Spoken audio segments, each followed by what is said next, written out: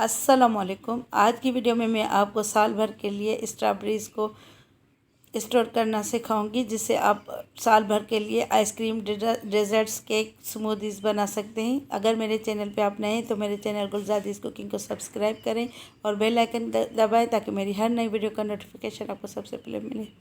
अब सबसे पहले जो स्ट्रॉबेरीज़ आई हैं, आप इसको पहले अच्छी तरह धो लें ताकि इसमें जो मिट्टी लगी हुई है वो अच्छी तरह साफ़ हो जाए।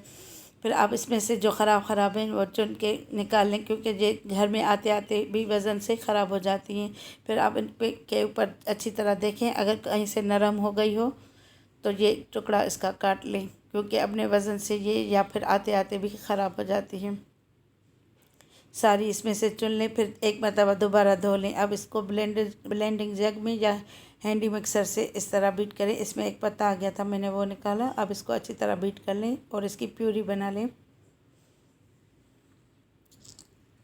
इसको आप इस तरह प्रिजर्व करेंगे तो साल भर के लिए आप जब भी ज़रूरत पड़े तो आप इसको निकाल के मिल्क शेक बनाएं, आइसक्रीम बनाएं, कोई भी डेज़र्ट आप इसको आसानी से बना सकते हैं। अब इसका मैंने प्यूरी बना ली है। अब इसको आइस ट्रे में डालेंगे।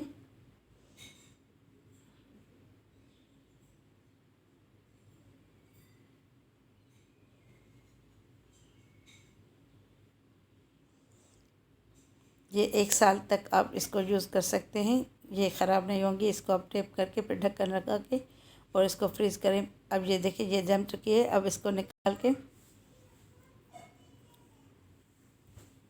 पहले इसको निकाल लेंगे। अभी जाते जाते हुए भी आप इसको स्ट्रॉबेरीज़ को फ्रीज़ कर सकते हैं, क्योंकि अभी ये इसका सीज़न के एंड पे है।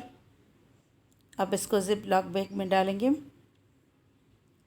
अब जब भी आपको ज़रूरत हो मिल्क शेक के लिए, आइसक्रीम के लिए, स्मूदी के लिए, फिर आप इसको निकालें और यूज़ कर लें।